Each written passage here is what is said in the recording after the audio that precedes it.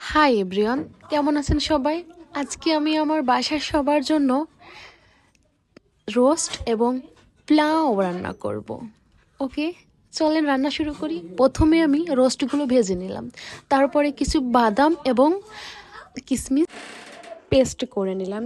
এরপরে চাউলগুলো ধুয়ে কড়াইতে তেল দিয়ে, তেজপাতা দিয়ে, দারচিনি দিয়ে, আদা বাটা দিয়ে একটু নাড়াচাড়া দিলাম।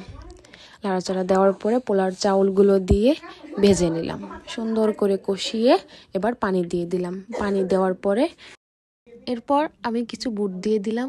দেওয়ার পরে আমার পোলাওটা হতে থাকলো। এরপরে আমি রোস্টের জন্য প্রথমে সব মশলাগুলো দিলাম, পেঁয়াজ বাটা, রসুন বাটা, সব মশলা দিয়ে নাড়াচাড়া করে তারপরে আমি পানি দিয়ে দিলাম।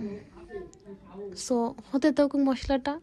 এরপরে আমি হলুদ গুঁড়ো, মরিচ গুঁড়ো, জিরা গুঁড়ো, ধনিয়া গুঁড়ো, লবং সব কিছু দিয়ে এবং টমেটো সসও দিয়ে দিলাম।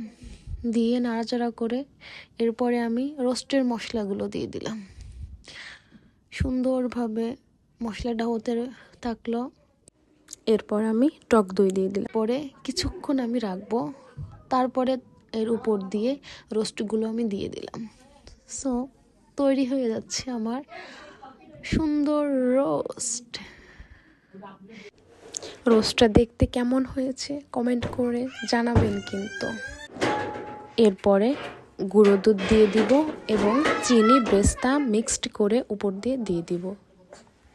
কাঁচামরিচ দিয়ে দিলাম উপর দিয়ে। সো তৈরি হয়ে গেল আমার রোস্ট। এরপর আমি বেগুন ভাজি করব।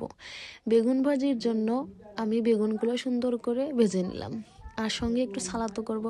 পোলাওর সাথে বেগুন ভাজিটা কিন্তু অনেক সুন্দর লাগে খেতে, কি বলেন সবাই? এরপর আমি একটু সালাদ করে নিলাম। এবার আমি পরিবেশনের জন্য প্লেটে ভাত নিব, তারপরে বেগুন নিব রোস্ট ও সালাদ।